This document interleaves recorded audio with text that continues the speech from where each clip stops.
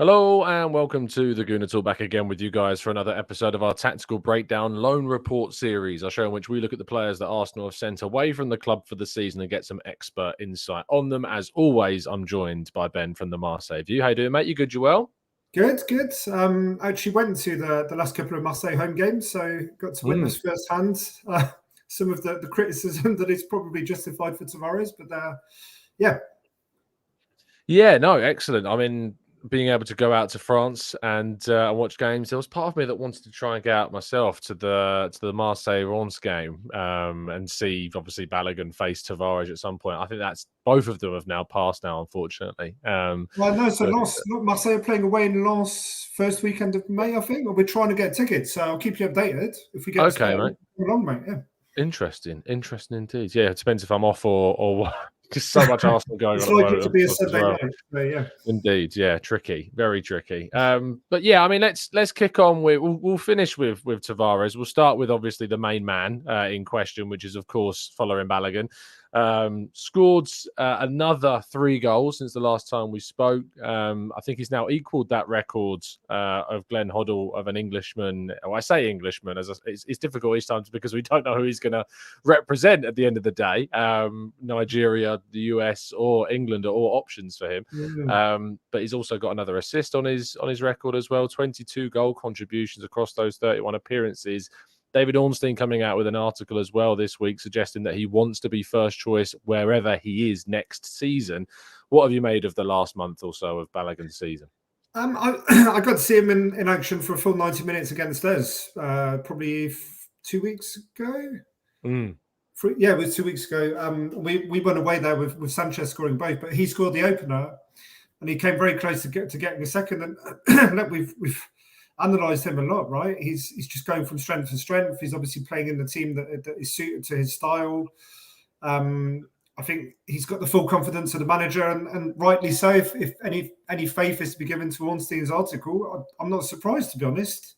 It's going to be difficult for him to get that at Arsenal, unless he comes back in pre-season and absolutely blows Arteta away. But I think he's at a stage where, and he's probably looking at a few of his mates from the past, right, that haven't smashed into the first team anywhere, let alone at Arsenal, and going, actually, if I want to kick on and have a decent career here, I need to be starting wherever I go.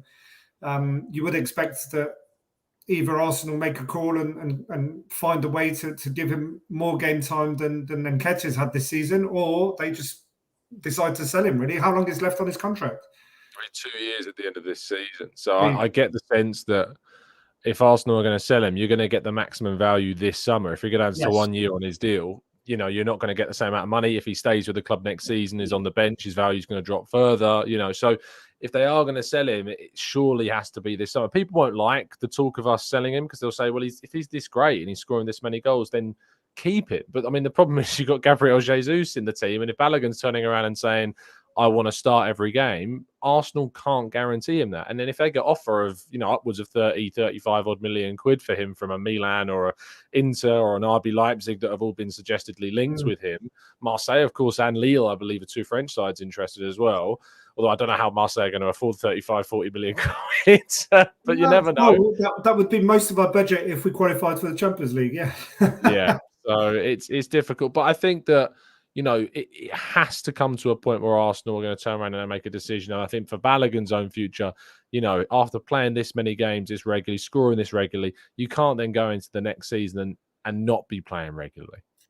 Exactly, and I think if you analyse again, people can say, oh, he plays for a small team and he's bagged 19 goals and stuff, but he's scored in almost every one of the big games he's played in, against us, against PSG. So he's confidence, breeds ability and means that he's sharper and can bag in those goals. But he has proven it, and I think he's been scouted enough times by enough of the teams you've mentioned that you sort of think in his shoes. If he does choose to represent England, Euro 2024 next year, that's if he wants to break in the squad, he's got to be playing, he's got to be scoring.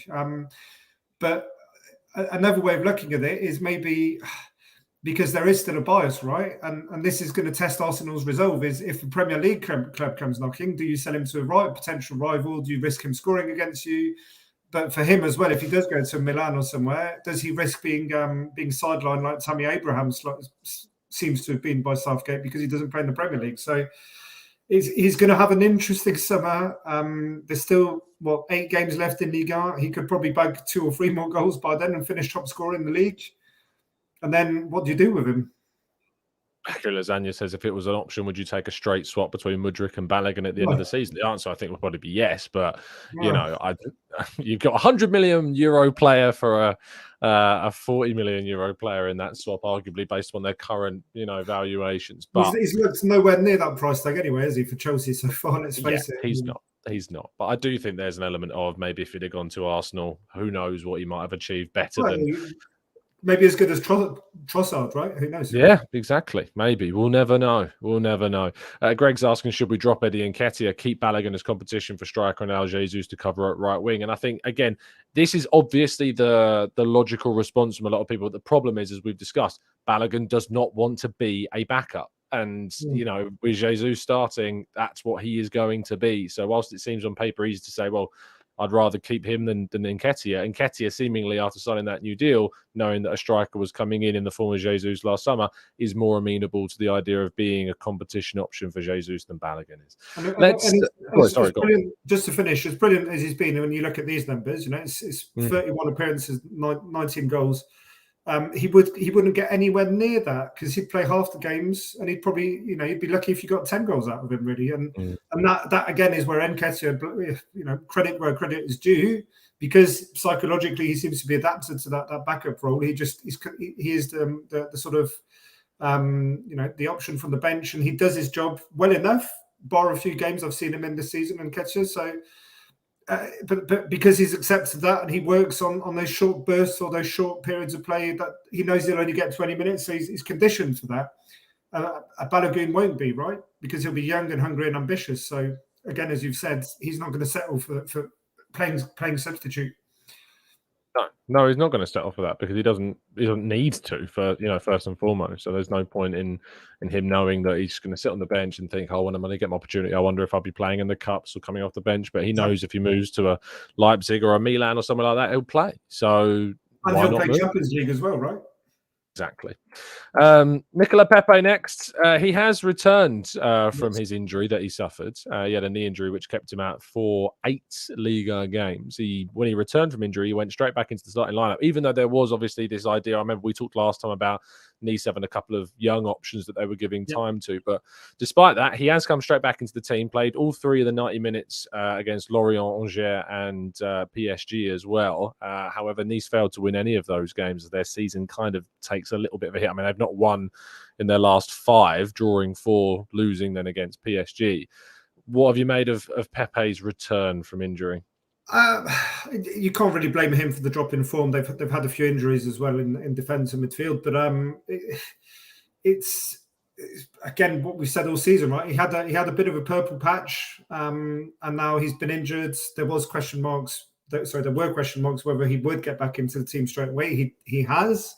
I saw him against PSG Saturday night. It was pretty lackluster, but it's half defend him because it's not going to be easy against PSG because you're not going to have much of the ball. But they were at home, and Nice almost came back into the game pretty late on. But he's just not as sharp as he was during his purple patch, and it's going to be really difficult with his wages again to offload him unless Arsenal take a hit and sell him for cheap and get him off the books. So 27 appearances is decent for him, I guess, considering his record over the last few years at Arsenal. I don't think he made anywhere near that amount of appearances at this stage of the season. He started quite a bit, so has he done enough to put himself in the shop window? I think so. Has he done enough to do so with a price tag that many Arsenal fans would like for him? I doubt it, right? No, I think I've said before, we'll be lucky to get 10 million.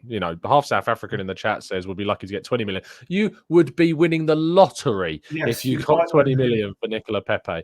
So 10 million quid, I'd bite your arm off if someone came in and offered that, for Nicolas Pepe, because with 1 year left on his deal and a wage packet, which is upwards of £100,000 per week, which he's taken a cut for to go to Nice, I think it's dropped to something like 75. And I think Arsenal are still paying a quarter or a third of that Yep. as well. So, and then needs to paying the other half or the other 50% or whatever it is of the wage, with 25% being kind of cut off.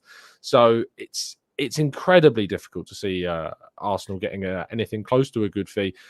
I mean, next season, obviously, there's been suggestions that Arsenal will be looking at a forwards. Is there any argument in keeping him for the last year of his contract to support the existing talent up top, or do you think it's just time to cut ties? Well, how does he slot back into the energised Arsenal tactic now? I mean, how is he going to get game time out on that right side ahead of Saka? It's just not, is he? It gives you an option from the bench, but similar to Balogun, 8 goals, 1 assist is not great, but it's a decent return for him considering his last few years, right? But it's the same. He's probably only managed that because he's had the match sharpness, and he's been playing regularly. And if he goes back to making 27 appearances but of 30 minutes instead of 90 minutes, Arsenal fans will all be the first to complain and say, why didn't we offload him again? So I think it's either going to end up on loan with an automatic option to buy, as you see it done now, where they, the club takes him for the season and then agrees to pay a future fee of 15 million before the contract ends, on the day before it ends, but has him for the whole season. But yeah, I really struggled to see a future for him at Arsenal. One thing to keep an eye on, though, is that Nice are still in the Conference League. Play Basel this week. Yeah, they're playing Basel, exactly. Who knows if, Marseille, we went on a run to the semis last year. Who knows if Nice go to the semis as well, puts him in the shop window a bit more. Who knows, right? So that could be his saving grace to get a decent European move. But if not, you struggle to see where he's going to end up. It could be a Brentford or somewhere like that, right? Yeah. If he's lucky. If he's lucky. Yeah. I think a French team will probably come in and offer 5 million quid, and I hope it's not Marseille, I'll tell you that.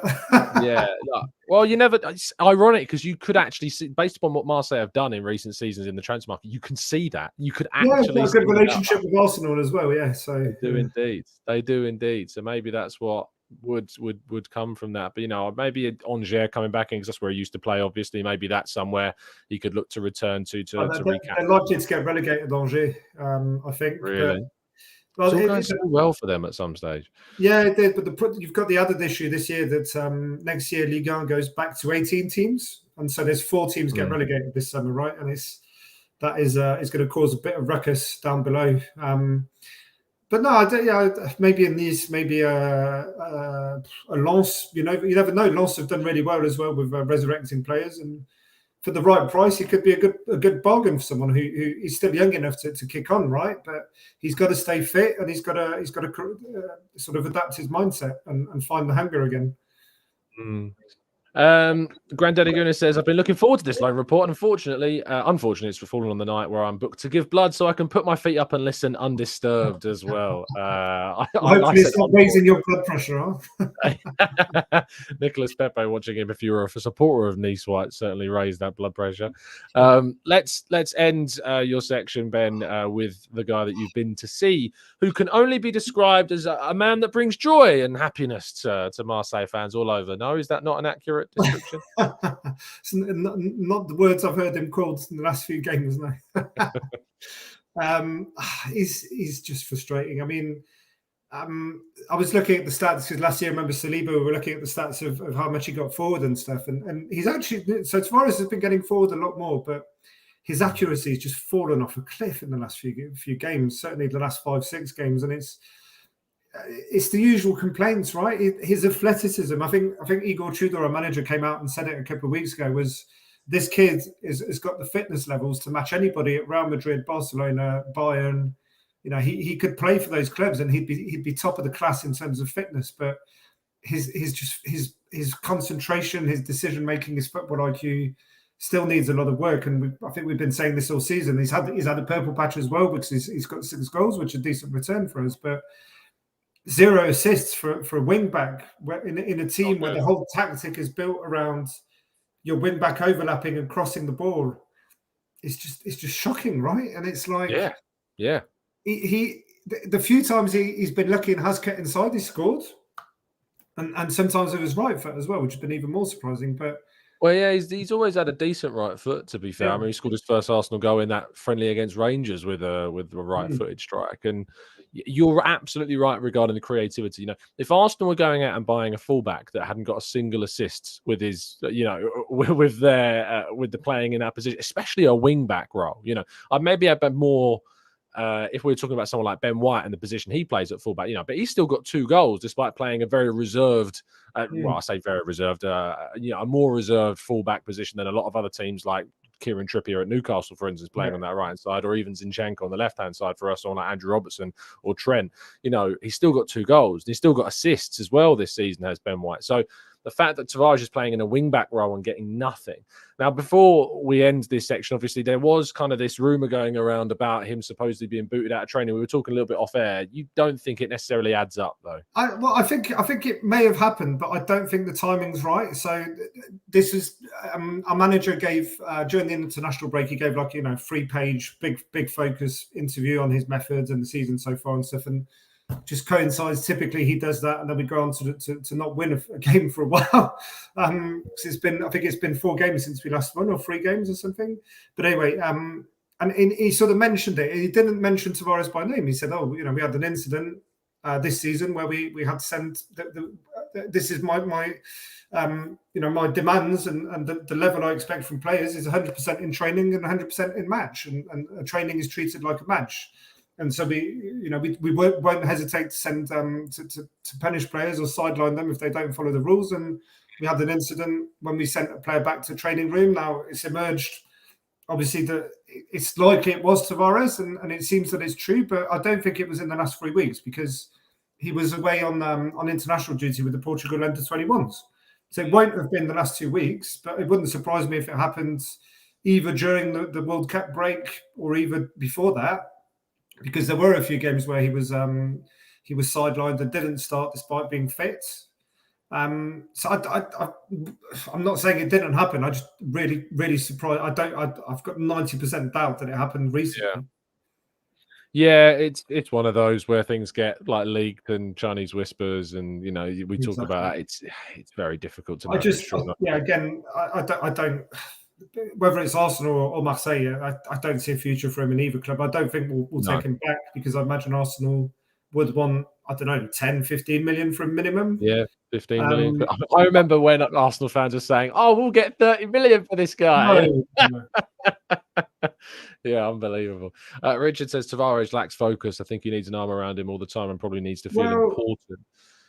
He's had that though this season. He's been the starter, and that's the frustration, is that he not only has he been the starter, but the way we play a 3-5-2, right? He's the majority of our play and build-up has relied on those 2 positions, and Jonathan Klaus on the other side is another frustration, because he started the season brilliantly. He's got 11 assists, but his form has dropped off wildly in the last 5-6 games even, and as a result, with him and Tavares being out of form, we're struggling massively to create and to score and to win games. So he's not only been started and been trusted by the manager to be the regular starter, but he's also played in a role that is highly exposed and gets a lot of focus by the opponents, but also a lot of focus in the league, because Klus has got 11 assists and 3 goals or something. He's got 6 goals, sure, but to not have a single assist is really shocking. So I think it's just I'm not going to compare him to Dele Alli or whatever.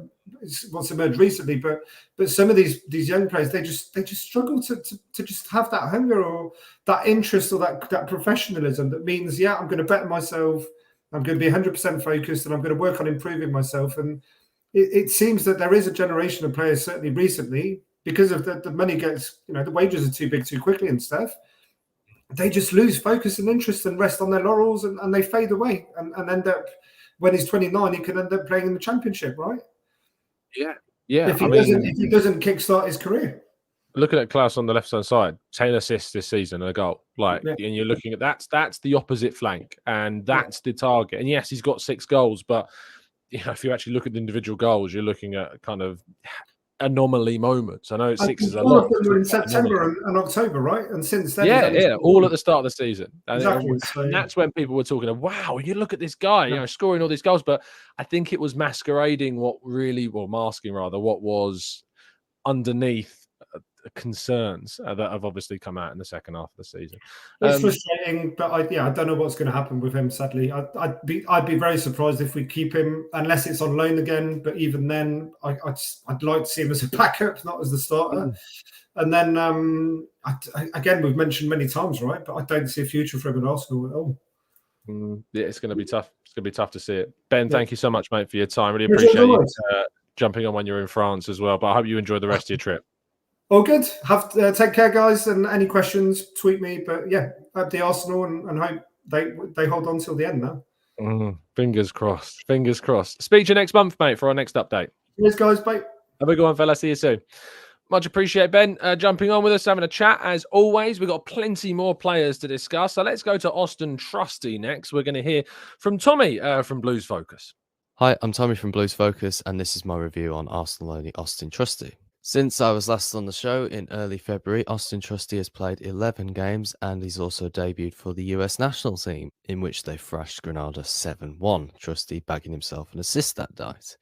In the 11 games he's played for Blues, we've won 4, drew 2 and lost 5, putting us 16th on 49 points, 8 above relegation. Standout performance was the 2-0 win at home to Rotherham, in which he played at left back, clean sheet, keeping everything tidy, and quashed everything Rotherham had to throw at him and the rest of the back line. Comfortable afternoon for both the players and myself, as I was sat in boardroom hospitality that day. Made a vlog of that day, so be sure to go check it out. My brother and I had a very enjoyable day, sipping champagne all day. If only every game was like that. His worst performance in the last few months would probably be Norwich away. We lost 3-1 and were 2-0 down before half time. Not sticking tight to his man, leaving spaces in behind after getting suckered in.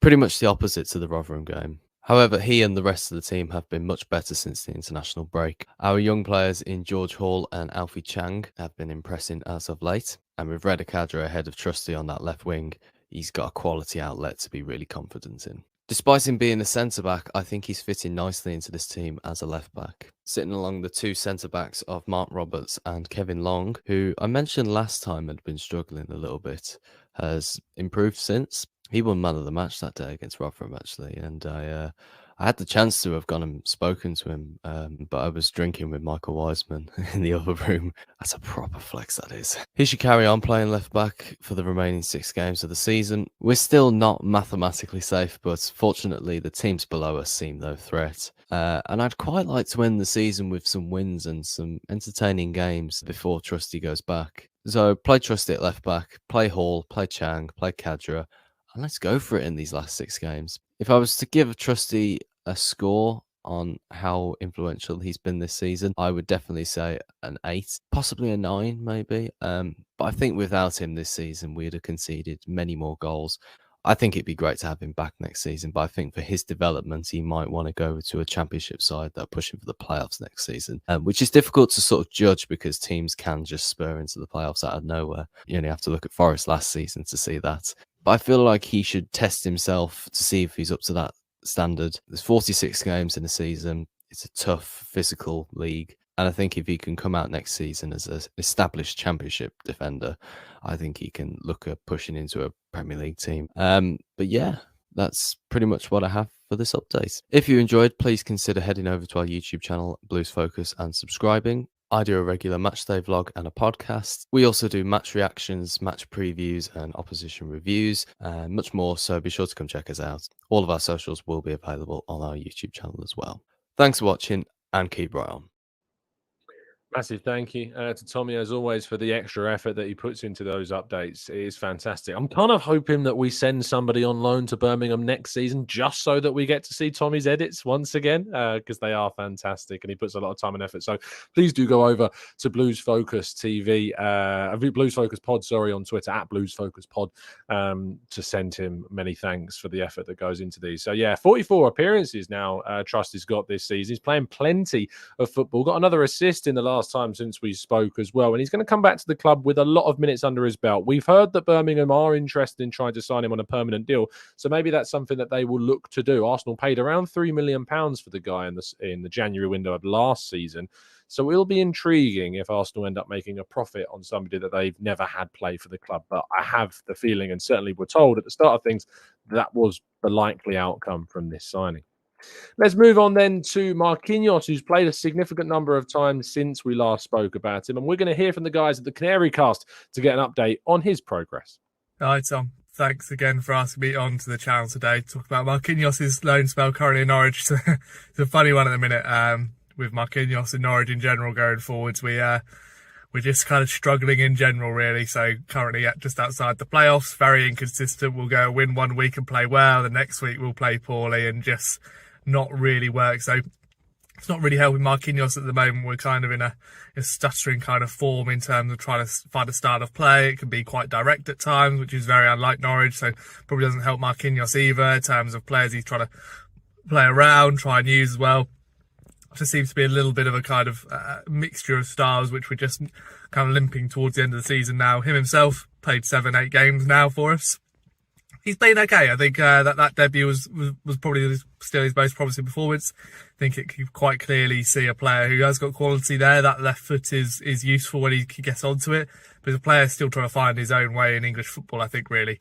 There's still a lot of work for him to do. I think defensively he can be better. Obviously, he got a red card against Huddersfield recently, which was harsh and wasn't called for. It was a poor decision from the referee and got rescinded. In that game, again, in recent games, he's just found it a struggle to really offer anything kind of distinctive in games. There's not really been too many flashes. He loves to cut back in on the side of that left foot and from the right, and it's just with that kind of lack of pace, he doesn't have that turn of pace to be able to go and beat a defender. So that's probably why he's struggling to really kind of create chances and show himself in the team at the moment, really, compared to Onel Hernandez on the other side, a more experienced winger, more explosive and just in a real rich vein of form. So you can kind of see the comparisons there of a player who's just really trying to find himself still. I still think there's quality in him. I think there's still a player there. I think he's really going to need another loan out next season. I don't think he's anywhere near Premier League level yet. In the Championship, potentially, maybe abroad in a higher level league.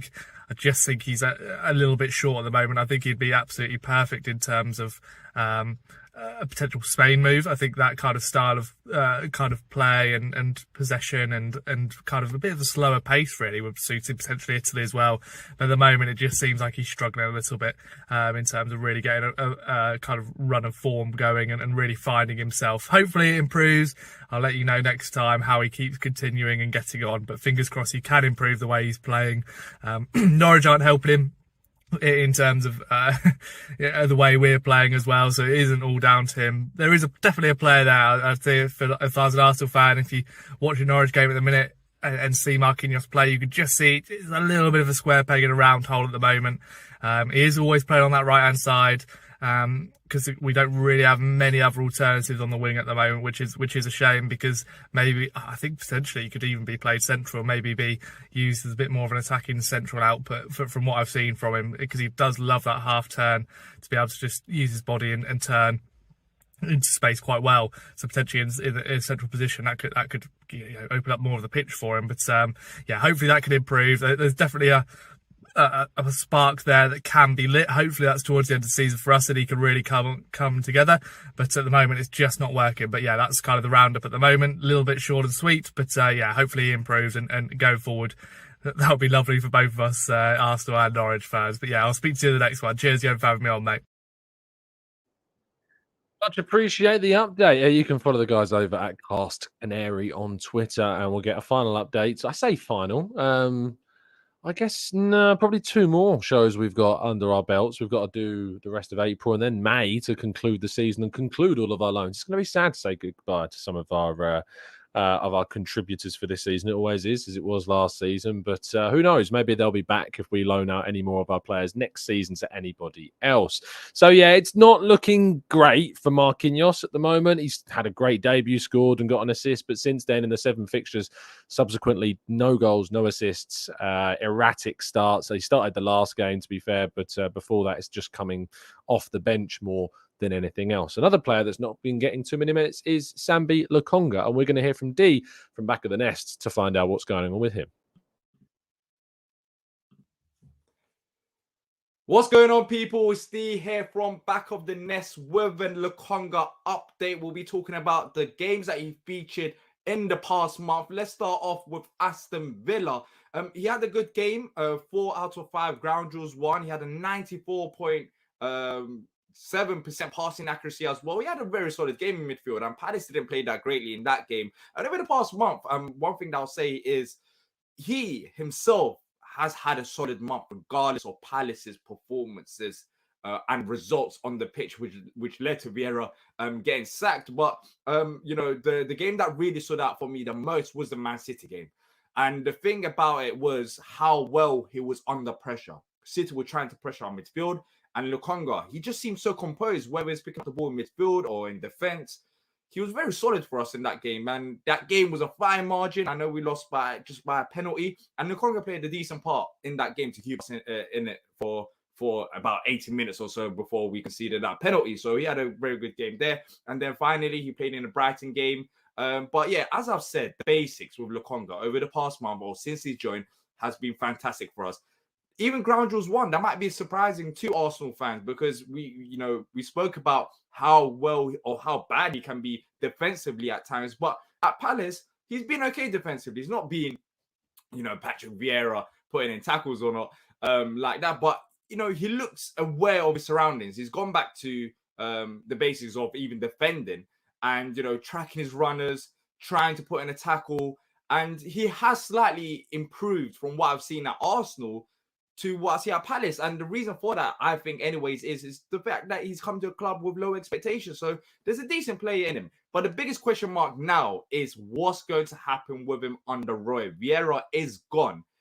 And I'll be honest, I don't know how many of these updates I'll be able to do, because I don't really see him featuring as much. He didn't play in Roy's first game against Leicester. He was on the bench, unless there's injuries or unless there's suspensions. And the next suspension that potentially could happen is Doucouré. If he gets one more yellow card, is out for 2 more games, then we might see a bit of Lokonga. But I think he's going to be one of those players that are going to fall back behind now that a new manager's come in. Not that he's done anything bad, but I think Roy would just prefer to have the players that he knows, and also Doucouré, who's a better midfielder than also Lokonga. But look, good month for him. Solid month of Premier League football against some tough opponents. He himself personally had some good games. Most importantly, the Man City game, I thought he stood out well there, and the Aston Villa game. But we'll see. We'll see what happens in the past in the coming month. But that's it from me, and hopefully in the next month we could talk a bit about Lokonga. But we'll see. But look, thank you for having me on, and until next time, take care, people.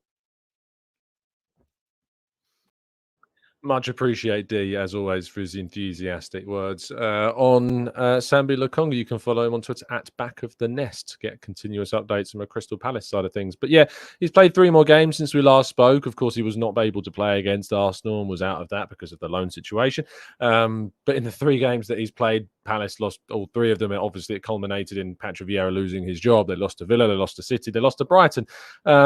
And then, obviously, he's been on the bench for the last 2 games as Palace have turned their form around, winning against Leicester 2-1, beating Leeds 5-1. He didn't play a single minute in either of those 2 games. And as Dee said, it might be tricky for him to provide us with an update at the end of April because we just don't know how many minutes of football he's going to end up playing. And that really does harm Arsenal's opportunities in terms of what then happens in the summer. From my perspective, I have kind of checked out on Sambi Lokonga. I've kind of got to the stage now where I'm thinking I don't think his future lies with us. I think we need to look at bringing in 2 midfielders in the summer, especially considering we've renewed Mohamed El Neni's on contract as well. And that probably fills up Lokonga's place in the squad if we're going to add 2 more midfielders, which I think we do need to do in terms of a 6 and an 8, be that a Rice plus a Caicedo or whoever.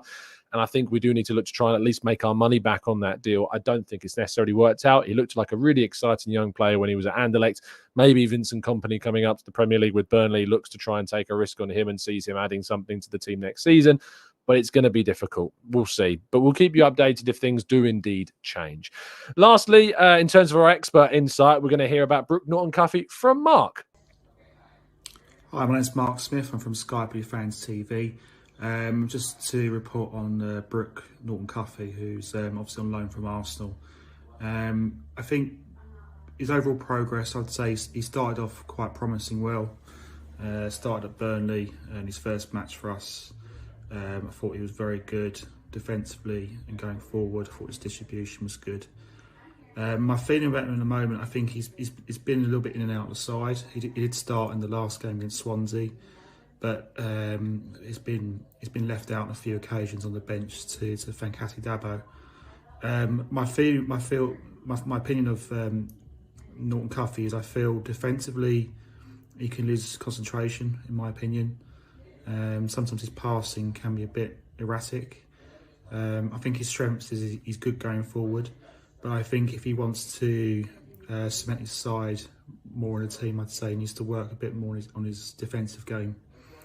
But he's got potential. He's got a bright future. I would expect him possibly to start tomorrow. I think he'll get more run-outs in the side. I think Dabo has had a couple of poor matches for us, so that gives Brooke an opportunity to get into the team. He played last at Swansea, last up, and yeah, I thought overall he had a reasonably good game. So I think there's a good chance he'll probably start tomorrow against Watford, and you know if he can improve his defensive work overall, I think he should be starting regularly for us. So that's my thoughts on him. Massively appreciate Mark as well. You can check out the guys at Sky Blue TV for all of the extra updates, Sky Blue Fans TV, for all the updates on Coventry and how Brooke Norton-Cuffy might get on between now and the end of the season.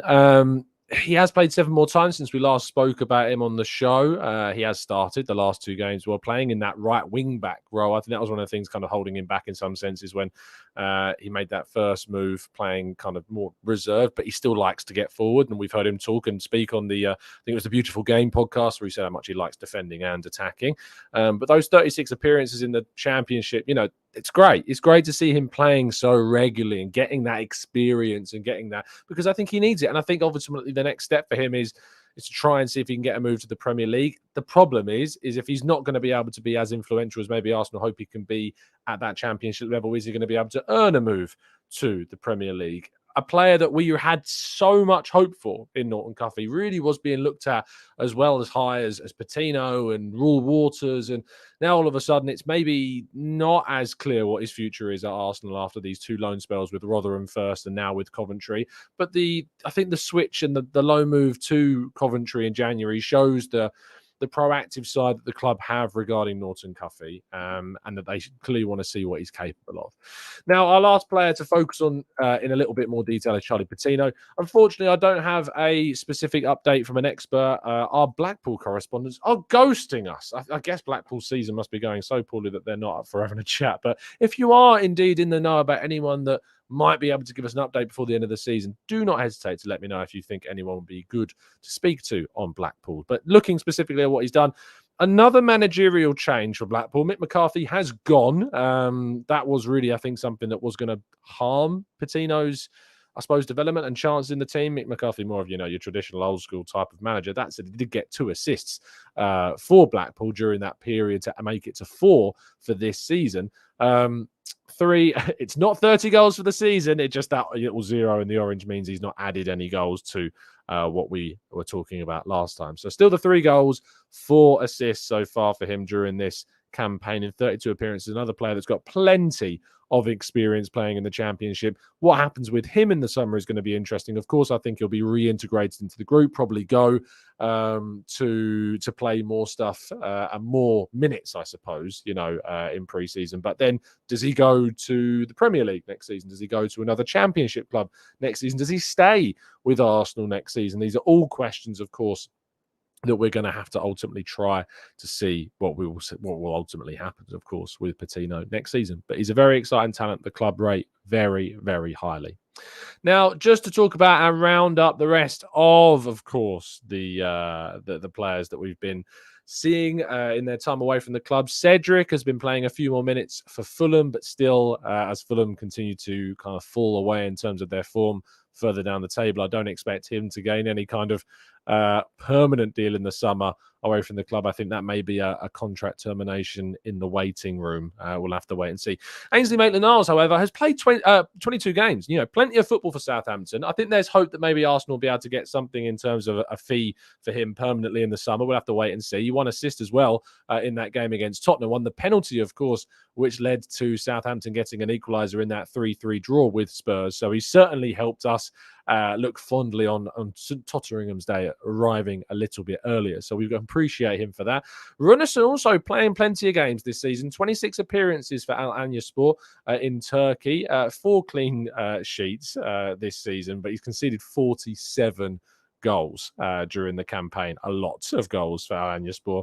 However, that amount of games may mean that we can get him a potential move in the summer somewhere, which obviously will be what Arsenal will aim to do. But those wages that we put him on, they're in the tens of thousands, and it's a lot of money for a player that is nowhere near starting for this club. Pablo Mari, of course, continues to play well for Monza. 23 appearances, 1 goal, and 5 clean sheets for the Serie A club, who have been doing very well and continue to keep themselves as far away from relegation as possible. They are 13th in the table, and I can tell you that they are as many as 13 points clear of the relegation zone, and Arsenal have that clause in Pablo Mari's contract so that we can obviously get that permanent deal done. I think it's around £8 million that hopefully Arsenal will be getting for Murray in the summer. Arthur Okonkwo's made 10 appearances now for Sturm Graz in Austria. He's conceded just 8 goals and kept 4 clean sheets. Going very well for Arthur Okonkwo. One to keep an eye on, maybe a backup goalkeeper that will be challenging Matt Turner next season. Mika Biereth playing 9 times so far for RKC Waalwijk in the Netherlands as well. Scored those 2 goals that he had at the start of the season, not necessarily playing all that much though. Marcelo Flores has not played any minutes either since we last spoke. Neither has Miguel Aziz, who has not played any extra minutes. Also another player who was very highly rated and certainly going down in estimations at the club. Nikolai Moller still playing plenty of games for Den Bosch. 19 appearances, 4 goals, 1 assist, over 1,000 minutes played for him. He'll return to the club also in the summer, but probably one of those that will move on, as will Tyrese John-Jules, who again has not yet played since moving away, injured once again. Tim Akinola continues to do well, playing for Chesterfield. 29 appearances this season, plenty of minutes under his belt and an assist as well. Omar Rekic is also getting plenty more minutes than he was when he was playing for Sparta Rotterdam. He's got 7 appearances now for Wigan and helped them keep one of those clean sheets in their season so far. Alex Kirk has had a really good season playing in Ayr in Scotland. 24 appearances, 2 goals, 2 assists, 5 clean sheets, doing very well indeed. And Ryan Alabiosu continues to do well for Kilmarnock. 28 appearances, plenty of game time, no goals or assists though to speak of, which is a little bit of a shame. Agumbo, who's currently playing at Crawley, 26 appearances for him, 6 clean sheets, again getting plenty of game time. And Ejaheri, who's the goalkeeper that moved over to Finland, is getting more minutes too. 4 appearances now playing in Scandinavia, 8 goals conceded, 0 clean sheets. Tom Smith finally got his first appearance for Colchester United. He helped keep a clean sheet in a 4-0 win for them in his first game for the club. Great to see him getting some proper league action as well. Still obviously down playing for Colchester, I think, in non-league, but great to see him get some minutes. Taylor Foran, 9 appearances now for Hartlepool. No clean sheets as of yet as they struggle down the bottom of League 2. And Billy Vigar and Kido Taylor-Hart playing for the Derby County under-21s in the PL2, the same league, of course, as Arsenal. They have played considerably more games since we last spoke. Vigar with 7, Taylor-Hart with another 3, and getting more game time on the board as well. Actually, Taylor-Hart's played significantly more than that. I think it's around 7 appearances also. Sorry for the slight error on the screen. And lastly, Butler Oyedeji, currently on loan at Accrington Stanley. I actually went to watch Accrington Stanley play against Charlton because they're my other half's team, our Charlton, and he didn't come off the bench in that game. I was very frustrated that he didn't get the opportunity to play, so I couldn't see or speak about his performance because he didn't play, but still without a goal or an assist in the 7 appearances so far for Accrington Stanley. And that's it. That is all of Arsenal's loanees rounded up for you. Some in greater detail, of course, than others. But I hope that you appreciate all the work and effort that goes into collecting all the data and, of course, speaking to plenty of people as well around the clubs that our club players are currently at. So if you could drop a like on the video, that would mean a lot to show the appreciation for the effort that goes into making these shows. And I look forward to bringing you an update on everything that happens for the rest of April and the start of May. May. Wow, we are are going through the season at a rate of knots, aren't we? So next month in May, and then of course we'll have one final update after the season finishes, getting an update on the entire season of the players that have been away, and probably have some good verdicts on what has to happen for those players next season. It's mad to think we're talking about next season. It is getting very quickly towards the end as well. Thank you so much for tuning in. Do leave a comment on any of the players that we discussed today and what your thoughts are on them. I think Balogun, Tavares is a big topic from earlier on in the show. If you've got any thoughts on those, make sure to put them in the comment section as well. Thank you for listening. I'll see you again very, very soon, of course, tomorrow morning for the 8 a.m. show. But it's been an absolute pleasure, as it always is. I'll speak to you soon. And as always, up the Arsenal.